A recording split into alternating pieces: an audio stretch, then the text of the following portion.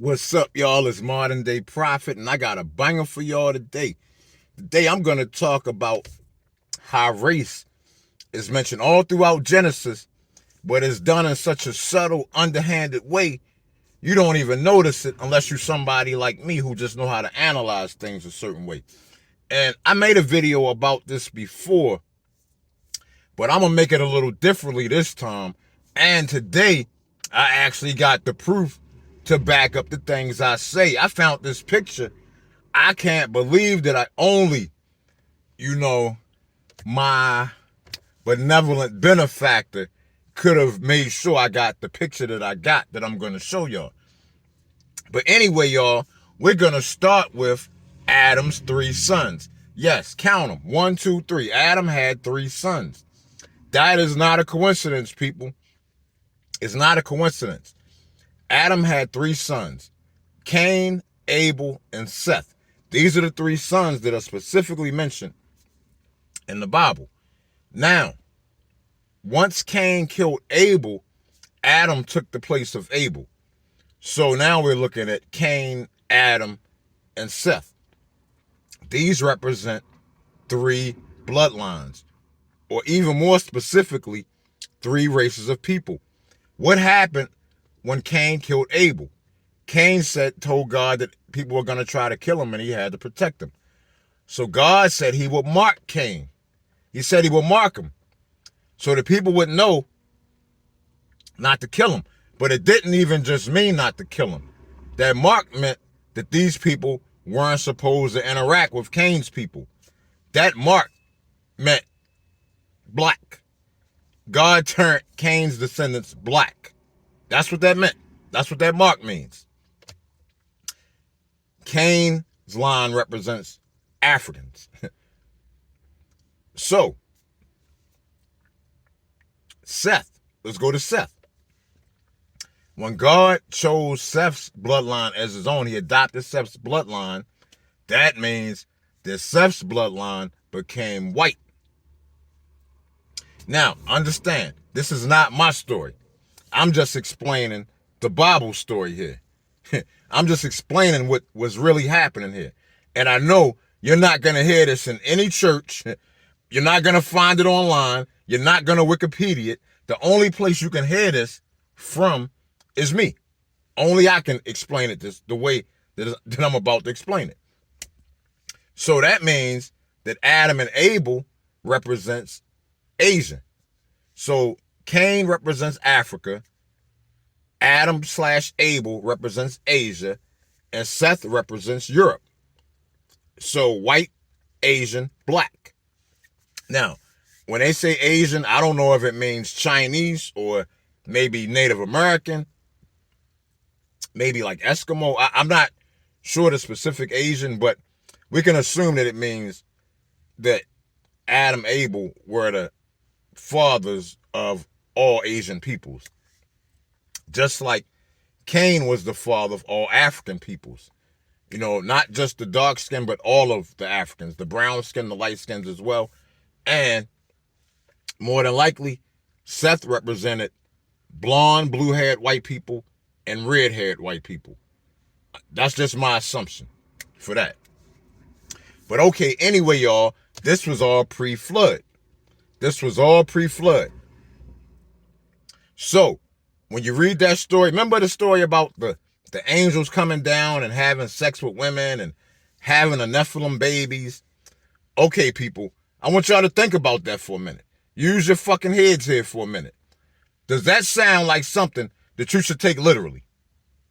Does that sound like something that's meant to be taken literally?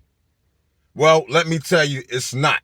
What that really means is that Cain's line started procreating with Seth and Adam's line.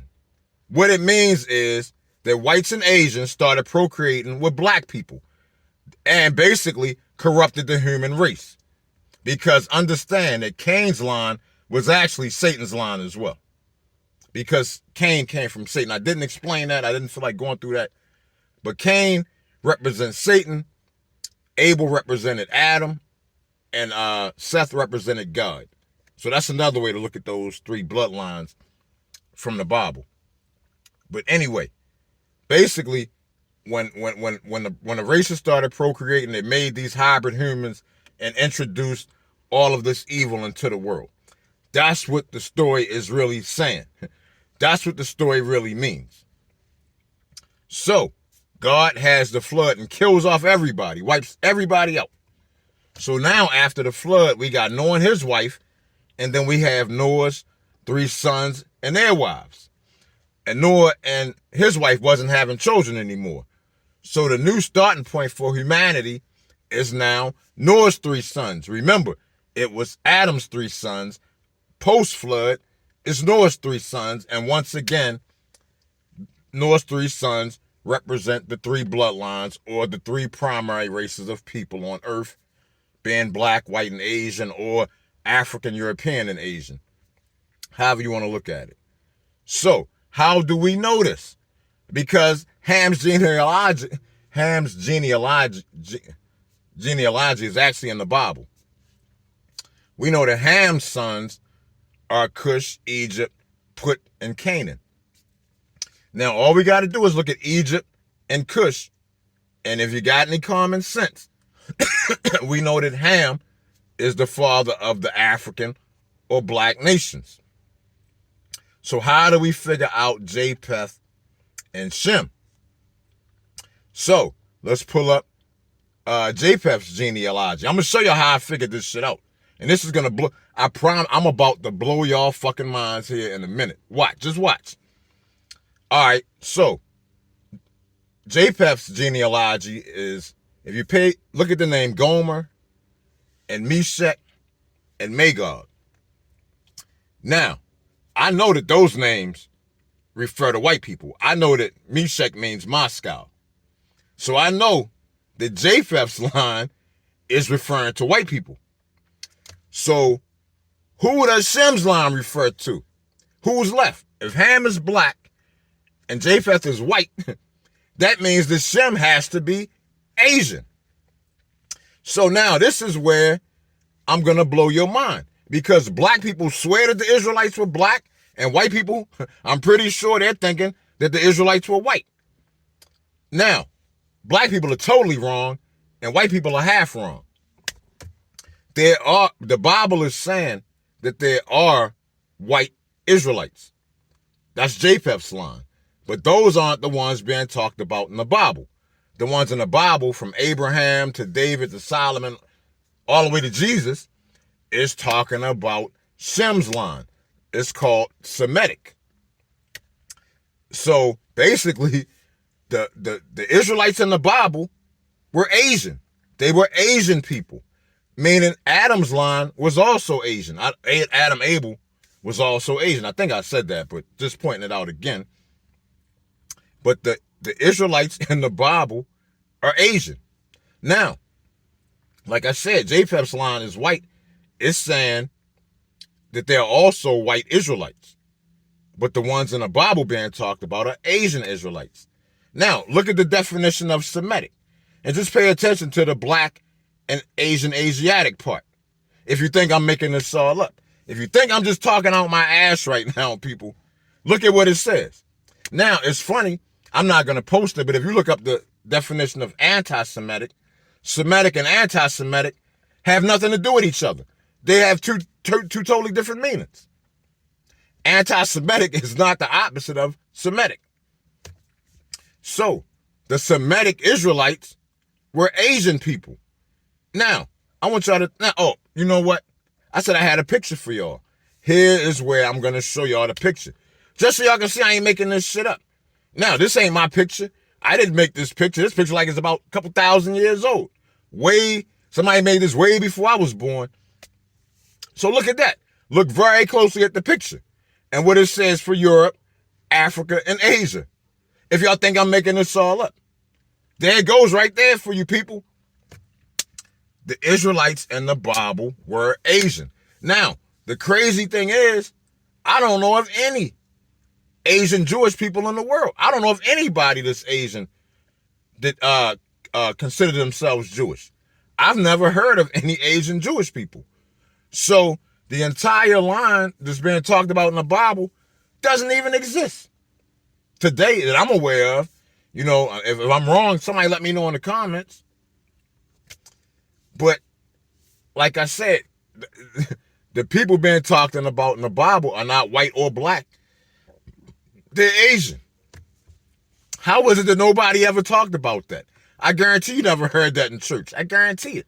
And like I said, I done showed y'all the proof. I'm not making this up, people. Now, check this out. I'm not done. I'm not done with y'all just yet. I got something else crazy to talk about. I'm going to talk about Moses. Now, and how race, once again, plays a part here. Now, the Bible specifically said that Moses looked like the Egyptians. He looked so much like the Egyptians that Pharaoh's daughter adopted Moses, and Moses was raised as an Egyptian. What this means, people, where did you see Egypt's name at? Who was the father of Egypt in the genealogical chart? It was Ham, the father of the black races. This means that Moses was black. Moses was black in the Bible. I'm not telling you this. The Bible says this. Now, he wasn't Cush black, meaning he wasn't dark-skinned black, but he was Egypt black, brown-skinned black. So, Moses looked like the Egyptians and was raised by the Egyptians, meaning Moses didn't look like the Israelites and wasn't raised as an Israelite. He wasn't raised as part of their culture.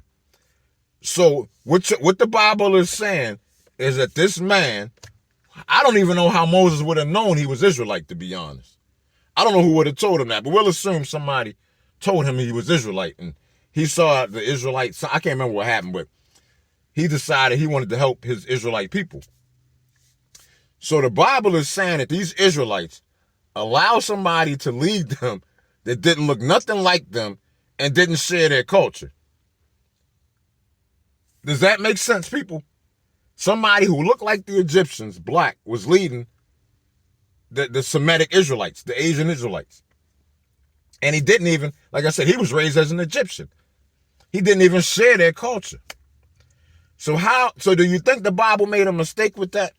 Do you think that somehow maybe the Bible got something mixed up? Nah, I'm going to tell you how they fixed that problem. I'm going to tell you exactly, and how nobody never even thought of this. I guarantee you never thought of this. Okay, now Moses went through all this shit, rescued the Israelites from Egypt, took them through the wilderness, led them to the promised land. Now, right as they were about to enter the promised land, Moses takes credit that belongs to God, which is a sin, and ends up not being allowed to go into the promised land. Now, one other thing I forgot to mention to y'all is that Moses just wasn't Egyptian. The Bible didn't stop with that. Moses also married a Cushite woman. Meaning, now, once again, the Bible uses race all throughout Genesis. I'm telling y'all. So with that, when it says Cushite, it means that Moses married a dark-skinned woman. That's what that means. So not only do we have Moses, who looks like an Egyptian, he marries a dark-skinned woman. So basically, there's no way that the Bible was going to let that slide. So when it's time for the Israelites to go to the promised land, guess who doesn't get to go to the promised land with them? Moses or his Cushite wife. And Aaron too. But Moses never gets to go to the promised land. So Moses has been expelled from God's chosen people at this point. When they go into the promised land, Moses can't go. So now they're back to being the Semitic Israelites without the Egyptian-looking Moses or his Cushite wife. Now, do y'all think that's a coincidence? After everything I've just explained, do y'all think that that's a coincidence? If you do, you're too stupid to talk to me. You're too dumb to talk to me. And anyway, nobody else, you won't ever find a video like the videos I make. Nobody can make a video like the Modern Day Prophet. Nobody can explain the things I can. That's not ego. That's just a fact. Modern Day Prophet is out. Peace.